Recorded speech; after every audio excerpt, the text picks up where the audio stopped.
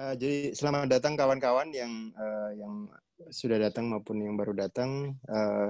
Terima kasih Bung Lutfi atas waktunya. Tema diskusi kali ini adalah masa depan agama. Ini akan sangat menarik karena di abad 21 ini adalah abad di mana artificial general intelligence akan datang. Teknologi-teknologi manusia akan menjadi sangat luar biasa. Ada yang menyambungkan otak manusia dengan komputer, yang akan membuat manusia bisa menduplikasi nyawanya, menduplikasi memorinya, dan kemudian akan hidup selama yang dia mau, alias mengalahkan kematian dan sebagainya. Apakah agama masih punya masa depan di era yang seperti itu? Tapi sebelum kita ke sana, ada pertanyaan yang agak menggelitik lah ya. Di bumi ini ada sekitar 10.000 agama dengan ribuan Tuhannya. Kalau menurut Bung Lutfi itu dari 10.000-an agama itu benar semua, salah semua, atau benar salah satu? Ini multiple choice ya, harus dipilih. Gini, ini kan pertanyaan yang nggak bisa dijawab dengan iya atau tidak, karena pertanyaannya kompleks, dan pertanyaannya itu juga mengandaikan penjelasan. Misalnya pernyataan masa depan agama, yang pertama adalah masa depan yang mana? Kan kita punya time frame waktu yang banyak sekali nih. Mau 5 tahun, 10 tahun, mau 50 tahun, mau 100 tahun, mau 1 juta tahun. Ini time frame yang harus kita jelaskan dulu kalau kita mau bicara tentang masa depan ya. Kemudian agama, definisinya juga banyak sekali. Masing-masing orang punya definisi tentang agama. Masing-masing lembaga agama sendiri itu punya definisi tentang agama. Apa yang dianggap oleh seorang sebagai agama belum tentu dianggap oleh kelompok lain atau orang lain sebagai agama. Gitu. Jadi kalau pertanyaannya bagaimana masa depan agama, kita harus mengklirkan dulu masa depan seperti apa, agama yang didefinisikan seperti apa gitu. Nah, kalau kita merujuk pada temuan-temuan ilmiah atau proyeksi ilmiah, salah satu lembaga yang paling sering melakukan riset tentang agama, termasuk masa depan agama, adalah Pew Research Center kan. Tahun 2012 misalnya, Pew Research Center itu mengadakan riset tentang kira-kira bukan hanya jumlah populasi agama di dunia, tapi juga proyeksi mereka terhadap agama-agama di dunia tahun 2050 gitu. Nah, temuan ini menarik. Kira-kira konstelasi pemeluk agama secara umum tidak banyak berubah, cuma jumlah persentase populasinya aja yang berubah. Misalnya tahun 2050 proyeksi Pew Research, populasi Kristen itu kurang lebih sama dengan populasi Muslim. Kalau sekarang kan mayoritas penduduk bumi itu beragama Kristen, baik Katolik maupun Protestan maupun denominasi lain. Nah, nanti tahun 2050 itu jumlahnya hampir sama, kurang lebih Kristen itu 31,4%, 2,9 miliar, Muslim itu 2,8 miliar atau 30%. Nah, Pew Research juga memprediksi tahun 2100 jumlah Muslim baru melampaui Kristen, sekitar 1%. Kenapa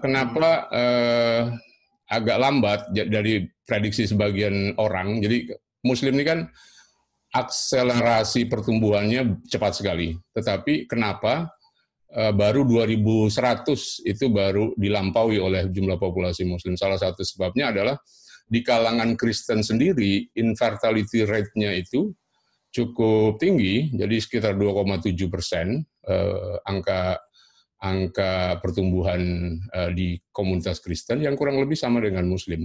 Itu yang menjelaskan kenapa populasi Kristen dan Islam baru akan sama pada 2050 dan baru akan dilampaui pada 2100. Nah, jadi ini maksudnya, Bung Amin, kalau kita bicara Ya, hal-hal yang konkret, ya yang harus kita katakan adalah ini. Saya tahu maksud mhm. Anda adalah membicarakan tentang relevansi agama. Pertanyaan masa depan agama kan yang biasanya yang dimaksudkan adalah apakah agama itu masih relevan atau tidak. Berdasarkan tren demografik tahun sekitar sampai tahun 2050 ya, di mana orang Kristen akan hampir sama jumlahnya dengan orang Islam, sekitar 30%. Jadi 60% penduduk dunia itu antara Kristen sama Islam ya. Tapi ini kalau agak melompat lagi, misalnya tahun 2200 atau tahun 2300, Noah Harari itu punya prediksi bahwa karena relevansi agama akan menjadi sangat berkurang, di mana manusia sudah bisa mengalahkan kematian dan sebagainya. Itu 2200 katanya hampir semua agama yang ada sekarang akan musnah, either diganti dengan agama baru atau memang tidak dibutuhkan sama sekali gitu. Karena memang pertanyaan-pertanyaan di abad 22, apalagi akhir abad 21 misalnya, itu tidak banyak bisa dijawab oleh agama. Kalau menurut Bung Lutfi gimana dengan prediksi semacam itu?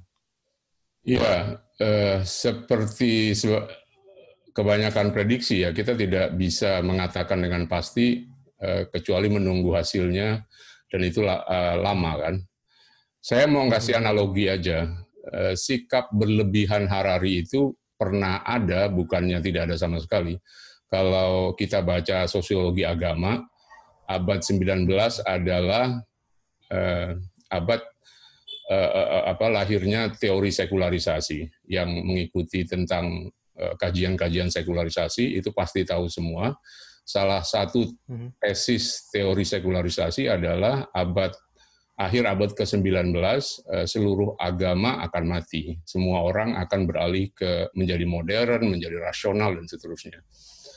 Prediksinya Mhm. boleh dibilang tanpa kecuali, dari Weber, Durkheim, dan seluruh ilmuwan sosial pada abad ke-19 itu meramalkan bahwa agama itu akan mati. Nah, tapi kita tahu semua, menjelang akhir abad ke-19, sejak tahun 70-an, tiba-tiba agama bangkit, dan para sosiolog agama, mereka biasa menerbitkan bukunya di Journal of Sociology of Religion. Itu kalau Anda simak terbitan dekade 90-an, hampir setiap edisi itu mereka mendiskusikan apa yang disebut the death of secularization theory, matinya teori sekularisasi. Jadi dari sesuatu yang sangat confident bahwa agama akan mati, ternyata jadi berbalik. Dari sanalah muncul teori desekularisasi, the rise of the rise of religion, public religion in the modern world, dan seterusnya. Dan kita tahu semua sekarang orang bukannya makin sekuler, tetapi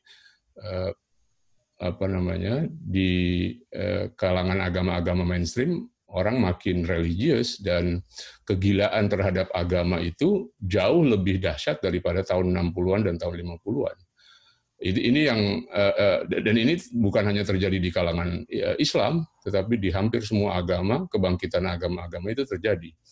Yang mau saya katakan adalah Harari terlalu berlebihan mungkin, atau mungkin dia juga benar karena situasinya sudah berubah. Tapi kita kan nggak pernah tahu.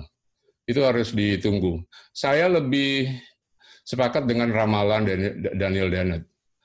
Daniel Dennett itu di dalam Breaking the Spell, dia juga meramalkan tentang masa depan agama. Menurut dia sekarang ini lagi bulan madu agama sebetulnya. Menunggu atau meramalkan kematian agama dalam waktu dekat adalah delusi menurut dia. Jadi agama mungkin akan bertahan 300 sampai 400 tahun lagi. Paling cepat agama mulai mati, kata Daniel Dennett, itu sekitar 400 sampai 500 tahun dari sekarang. Gitu. Ya, tapi yang namanya prediksi kita nggak tahu. Mhm. Harus nunggu 200, jangankan 400, 200 tahun aja kita nggak tahu apakah kita masih yang jelas kalau kita nggak punya uang dan ramalan akan keabadian manusia belum datang, ya kita semua akan mati gitu. Iya, benar. Jadi itu maksud saya, mungkin saja agama tidak lagi relevan, tetapi kita nggak tahu kapan pastinya. One day ya mungkin akan terjadi itu. Atau mungkin kalau Clifford the Hertz kan pernah bilang bahwa agama itu sebenarnya cultural system. Ketika dia tidak menemukan relevansinya, dia akan menjadi budaya. Kayak Einstein kan pernah juga bicara, aku itu memang Yahudi tapi cuma secara budaya, tapi agamanya tidak aku ikutin sama sekali gitu. Nah itu tadi, itu terkait dengan definisi agama kan. Agama sebagai sebuah institusi kan relatif sangat baru. Nah ini problem penulisan sejarah agama juga. Gini, problem kita dalam memahami agama salah satunya adalah karena agama selama ini ditulis dalam kerangka conventional history. Conventional history itu adalah lawannya big history. Big history itu baru belakangan berkembang dalam 10-20 tahun terakhir. Harari adalah salah satu prominent historian yang melakukan pendekatan big history. Nah, pemahaman kita tentang agama selama ini itu karena pendekatan yang conventional history itu melihat sejarah panjang manusia itu dari 5.000 tahun sebelum Masehi sampai sekarang, dan pusat dari seluruh kajian tentang sejarah itu adalah manusia. Jadi betul-betul homosentris, manusia itu dilihat sebagai pusat segalanya, pusat kajian. Bayangkan seluruh sejarah, bahkan ada yang bilang 3/4 penulisan sejarah itu adalah tentang manusia sekitar 100 tahun terakhir. Nah, Anda bayangkan penulisan tentang sejarah agama, yaitu tiba-tiba agama muncul pada 4 atau 5 milenium yang lalu gitu. Sementara kalau di dalam kerangka big history, sejarah besar, itu manusia hanya ditempatkan sebagai salah satu elemen dari cosmic evolution yang panjang sekali. Nah, menurut saya cara pandang terhadap agama dari perspektif big history itu belum banyak dilihat orang. Harari adalah salah satunya, dan beberapa saintis, ilmuwan yang memiliki latar belakang ilmu-ilmu keras itu sekarang melihat agama dari kerangka itu juga, termasuk Daniel Dennett yang saya sebutkan tadi. Nah, jadi kita punya persoalan sebetulnya ketika melihat agama. Framework kita dalam melihat agama itu dalam time frame yang pendek sekali. Padahal kalau kita perpanjang sedikit aja, nggak usah sampai sejarah Big Bang, tetapi sampai 70.000 tahun atau 100.000 tahun yang lalu, itu kita sudah memiliki perspektif yang berbeda tentang manusia kan. Ada revolusi kognisi 70.000 tahun yang lalu, dan disitulah mulai segalanya terjadi pada diri manusia, pada alam semesta dan seterusnya. Nah, jadi kalau ditanya agama itu apa, ya sejarah agama itu baru sama sekali, baru bermula dengan sejarah peradaban, dengan sejarah ketika manusia memutuskan untuk tinggal dari hunter-gatherer 10.000 tahun yang lalu, kemudian memutuskan untuk tinggal, menetap, dan dari sana mengkultivasi, mendomestikasi tanaman dan hewan dan seterusnya. Gitu. Nah, agama itu baru muncul di situ. Padahal ada yang lebih tua dari agama, yaitu keyakinan. Belief atau keyakinan itu usianya jauh lebih tua dari agama. Terus ini kaitannya sama teknologi-teknologi baru yang akan segera datang ya. Misalnya OpenAI GPT-3 yang baru keluar sebulan yang lalu itu softwarenya sudah bisa bikin kitab suci, sudah bisa bikin legal document, sudah bisa bikin musik, sudah bisa bikin banyak hal yang lain. Dan dalam waktu yang tidak terlalu lama lagi mereka mungkin sudah bisa melewati Turing test dan artificial general intelligence alias software yang lebih pintar dari manusia sudah akan sudah akan ada. Nah, kalau Einstein itu pernah memprediksi bahwa di masa depan akan ada agama baru yang lebih kosmik, yang lebih rasional. Itu menurut dia, itu salah satu alternatif mungkin kalau Bung Lutfi bilang mungkin 400 tahun, 500 tahun ke depan. Uh, tapi kalau Ray Kurzweil, Director of Engineering-nya Google, itu meramalkan karena teknologi kita sudah akan sangat bagus di 100 tahun ini, bahkan mungkin mulai dari 2045 pun sudah akan sangat bagus. Kita akan menjadi semacam Tuhan, karena kita sudah akan bisa menciptakan semesta baru, yaitu dunia-dunia virtual yang akan berasa seperti real, seperti di filmnya Steven Spielberg yang baru, Ready Player One. Dan kemudian kalau kita akan menjadi Tuhan di semesta baru itu, akan ada agama baru yang akan mengakomodir filsafat seperti Manunggaling Kawula Gusti. Jadi kita ini karena kita bisa menjadi Tuhan di semesta baru itu, kita perlu filsafat baru yang misalnya akan mirip dengan Manunggaling Kawula Gusti misalnya. Atau ada alternatif ketiga. Jadi alternatif pertama tadi agama kosmik seperti yang dibilang itu. Alternatif kedua adalah agama-agama Manunggaling Kawula Gusti, apapun itu jenisnya. Dan kemudian alternatif ketiga adalah musnah sama sekali, karena sudah terbukti kan bahwa sebenarnya moralitas itu tanpa agama pun bisa. Menurut Bung Lutfi, kira-kira dari 3 skenario ini yang likely happen yang mana? Agak susah ya, karena pernyataan-pernyataan ini juga sangat kabur dalam mendefinisikan agama. Harari itu pernah diundang ceramah di Silicon Valley, di kantor Google, dan dalam pembukaannya dia bilang ini adalah pusat agama masa depan, di mana para nabinya itu berpusat di Silicon Valley, yang dia menganalogikan itu sama dengan Mekah pada 14 abad lalu atau Yerusalem 2000 tahun lalu gitu. Nah, tentu saja Harari menganalogikan sains sebagai agama. Ini yang saya bilang tadi, agama itu bisa didefinisikan dengan sangat subjektif dan sangat kabur. Teknologisme atau saintisme, bukan saintisme dalam pengertian yang biasa kita kenal, itu bisa dianggap sebagai agama. Ada nabinya, ada kitab sucinya, ada protokolnya, ada ritual-ritualnya. Kalau agama dalam pengertian itu ya bisa saja. Kalau Anda ikuti lagi-lagi sosiologi agama, Robert Bellah itu pada tahun 60-an itu pernah mengenalkan istilah civil religion, agama sipil. Bellah itu dulu salah satu orang yang berada dalam kubu Durkheim dan Weber dan para sosiolog lain yang meramalkan matinya agama. Dan karena itu dia memperkenalkan istilah civil religion. Civil religion itu adalah agama negara lah kira-kira gitu. Bahwa negara itu pada dasarnya sama seperti agama, punya ritual-ritual, punya kitab suci yaitu konstitusi dan seterusnya.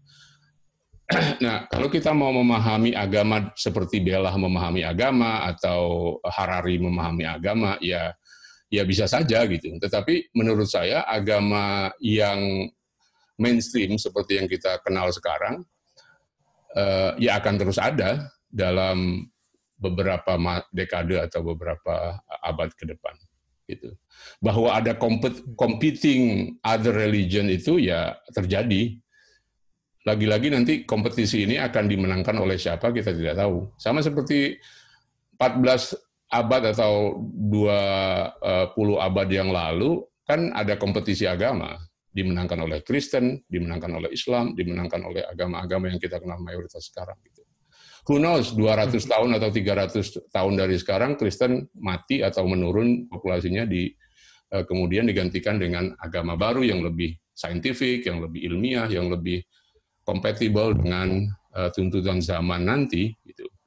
Jadi apapun agamanya, saya tidak tahu namanya, saya tidak tahu ideologinya apa, tetapi selama dia itu bisa beradaptasi dan bisa relevan buat zamannya, itu dia akan hidup dan mungkin akan menang. Saya percaya dengan Darwinisme, dengan survival of the fittest, dengan adaptasi. Jadi agama apapun yang adaptable akan bertahan. Oh ya, ini jadi saya teringat dengan pengalaman saya waktu ke gereja namanya Unitarian Universalis di San Francisco. Itu namanya gereja, tapi isinya orang ateis semua. Dan yang dibahas adalah hal-hal yang tidak ada kaitannya sama kekristenan. Misalnya pernah membahas transhumanisme misalnya. Jadi bagaimana manusia melampaui kemanusiaannya. Ya itu mungkin ada benarnya, Bung. Jadi ketika agama itu mampu beradaptasi, institusinya mungkin akan terus ada, tapi isinya akan jauh berubah. Bisa aja seperti itu. Ya, bahkan agama-agama yang kita kenal sekarang itu kan boleh dibilang completely different. Lord Cromwell, salah seorang orientalis yang juga pegawai Inggris di Mesir, itu pernah bilang, Islam reform is Islam no longer. Islam yang sudah direformasi bukan lagi Islam. Karena menurut dia, dan ini bukan hanya terjadi berlaku buat Islam, tetapi buat agama apapun sebetulnya. Islam yang kita kenal sekarang itu berbeda dengan Islam yang 14 abad lalu. Islam yang sekarang kita kenal itu sudah direformasi, sudah diadaptasi sedemikian rupa, sehingga nilai-nilai yang dulu diagungkan, etos keagamaan yang dianggap normal, itu sekarang sudah ditolak oleh mainstream Muslim sendiri. Misalnya kayak poligami, meskipun ada kelompok-kelompok yang masih menerima, kan sebagian besar Muslim kalau ditanya tentang poligami, kalaupun mereka tidak menolak secara terang-terangan, tapi mereka meragukan apakah poligami itu betul-betul ajaran Islam atau tidak. Paling tidak ada tafsir-tafsir yang berusaha mendelegitimasi poligami gitu. Padahal kan kalau kita lihat sejarahnya real banget, Nabi berpoligami, teman-teman atau sahabat Nabi berpoligami, hampir seluruh manusia pada zaman itu menganggap poligami adalah sesuatu yang normal gitu. Tapi dengan adanya dunia modern, modernitas menolak itu, dan kemudian agama dipaksa untuk memodifikasi diri. Dan dari sanalah gerakan reformasi Islam atau pembaruan Islam mencoba menafsirkan ulang, mengkritik praktek-praktek poligami, dan seterusnya. Jadi Islam yang kita kenal sekarang itu ya bukan lagi Islam yang seperti dulu gitu. Udah penuh dengan modifikasi. Terus ini kaitannya dengan moralitas ini, Bung. Ketika kita menghadapi dunia yang jauh berbeda di abad 21 dan abad setelahnya, selama ini kan kita derive morality banyak dari agama dan kemudian dari dari negara. Kira-kira apa saja yang bisa dijadikan dasar dari morality itu di masa depan? Ya, ini yang sering orang salah paham soal dengan agama sebetulnya. Moralitas itu dianggap bersumber dari ajaran agama kan, dari kitab suci, dari kata-kata yang dikeluarkan oleh orang suci dan seterusnya. Padahal moralitas itu usianya jauh lebih tua dari agama. Seperti saya bilang tadi, sejarah kepercayaan atau sejarah keyakinan itu usianya jauh lebih tua dari agama. 70.000 tahun yang lalu ketika ada revolusi kognisi, manusia mulai beradab dalam pengertian yang kita pahami sekarang, mereka kan sudah membangun nilai-nilai moralitas tertentu. Bahkan ketika manusia masih hidup di goa, manusia masih dalam situasi sebagai pemburu dan pengumpul, hunter gatherer, itu mereka sudah membangun sistem moral sendiri, gitu, tanpa perlu kitab suci, tanpa perlu kata-kata dari orang-orang suci, gitu. Moralitas dan norma itu jauh lebih dulu ada ketimbang agama. Agama hanya mensistematisasi dan menginstitusionalisasi nilai-nilai yang sudah ada sebelumnya. Oke. Terus sekarang kita akan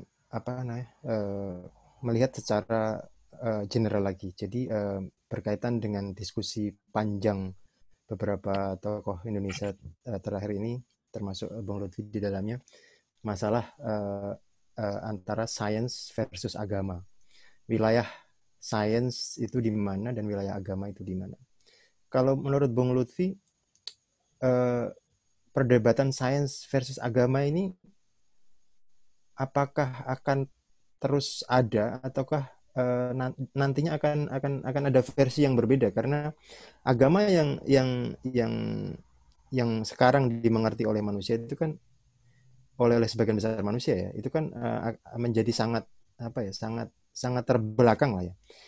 Kalau misalnya diskusinya antara sains versus filsafat mungkin masih bisa dimengerti gitu. Apakah ke depan ini masih ada diskursus sains versus agama yang kalau kita bilang agama dogmatis ini, ataukah diskursusnya akan menjadi hanya sains versus filsafat? Menurut Bung Lutfi gimana?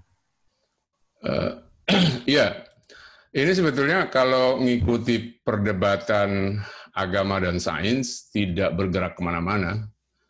Perdebatannya dari 20 tahun yang lalu sampai sekarang ya begitu-gitu aja.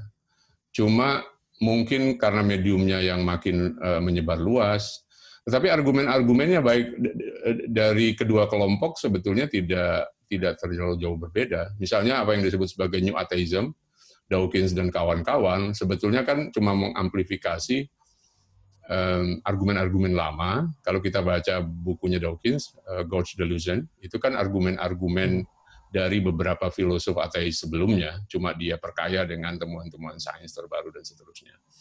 Nah, kenapa begitu menurut saya? Karena memang tidak ada kalau Stephen Jay Gould bilang itu ada noma namanya. Masing-masing disiplin itu mengklaim punya otoritas, sehingga kedua-duanya merasa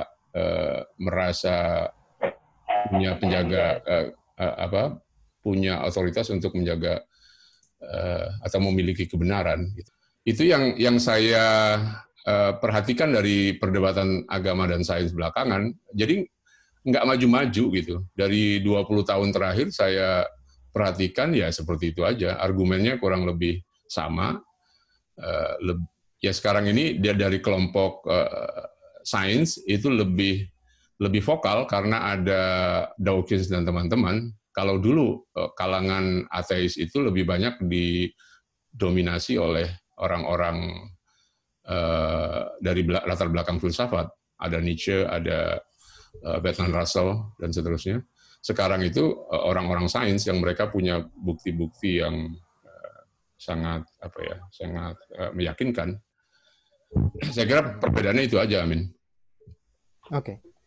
Jadi kalau ngelihat situasi bukti-bukti sains yang ada sekarang kan, ini kalau pendapat saya pribadi ya, terhadap Tuhan iman kan, Tuhan yang ada di agama-agama yang dogmatis terutama ya, itu mungkin seperti yang dibilang oleh Dawkins, kita seharusnya memang sudah ateis karena memang kemungkinan adanya amat sangat terlalu kecil. Tapi terhadap Tuhan yang transenden, yang di beberapa orang mungkin yang katanya menciptakan Big Bang atau menciptakan Law of the Universe, itu informasi kita masih terlalu kecil untuk berpostulat ke sana, untuk mempunyai hipotesa ke sana. Dan menurut beberapa teori terakhir tentang Big Bang misalnya, kalau di loop quantum gravity kan Big Bang itu adalah hasil dari Big Crunch. Kalau menurut string teori, Big Bang itu adalah satu di antara triliunan Big Bang yang lain. Jadi Tuhan itu akan semakin dimundurkan ke semesta yang awal atau mungkin sebelum itu gitu. Jadi setelah itu Tuhan tidak ikut campur sama sekali terhadap dinamika semesta. Nah, kalau dengan sains yang sudah seperti itu, terus kemudian berhadapan dengan manusia yang otaknya masih otak kadal ini. Itu kira-kira apakah Bung setuju bahwa agama masih punya waktu sekitar 400 tahunan? Seperti Daniel Dennett itu. Ya, eh, lagi-lagi tergantung definisinya. Agama yang sudah dimodifikasi, agama yang bersahabat dengan sains, menurut saya itu yang akan unggul. To some extent, beberapa pandangan agama mainstream sekarang itu kan berusaha menyelaraskan diri dengan sains agar mereka bisa diterima. Lihat aja Katolik yang dulu menghukum Galileo, tiba-tiba bertobat dan kemudian membenarkan Galileo, dan belakangan kita lihat pernyataan-pernyataan dari Vatikan kan sangat saintifik, artinya berusaha tidak melawan temuan-temuan sains. Di dalam Islam begitu juga, meskipun Islam tidak punya pandangan yang antagonis seperti terjadi dalam Kristen, tetapi kan pada dasarnya Islam berusaha bersahabat dengan temuan-temuan sains. Apalagi kitab sucinya itu sangat ambigu, dalam artian bisa ditafsirkan kemana-mana, gitu. Sehingga para mufasir berusaha mengepaskan apa yang mereka anggap kompatibel dengan tuntutan zaman. Itu yang terjadi, gitu. Nah, kalau agama yang seperti ini, ya dia pasti akan survive dan bisa beradaptasi dengan perubahan zaman. Seperti saya bilang tadi, Bagaimana dengan agama Timur yang sebenarnya malah lebih kosmik ya? Agama Timur seperti Buddha gitu yang lebih agnostik, atau agama Hindu yang masih memungkinkan. Jadi Hindu itu kan ada yang nastika, ada yang ateis, ada yang teis gitu. Kalau menurut saya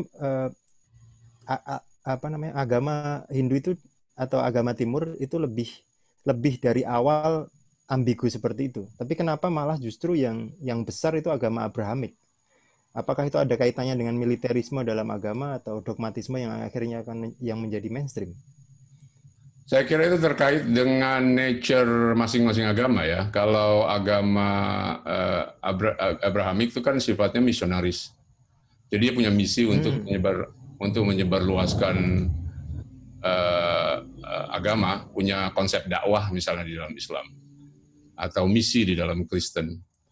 Tetapi itu tidak terjadi dengan agama-agama Timur, dengan Buddha, Hindu. Bahkan Buddha itu menurut penelitian Pew Research tahun 2050 dan 2100 itu satu-satunya agama yang tidak berkembang. Jadi agama Hindu, agama Yahudi, agama yang lain-lainnya itu populasinya bertambah secara persentase. Satu-satunya yang tidak berkembang adalah Buddha.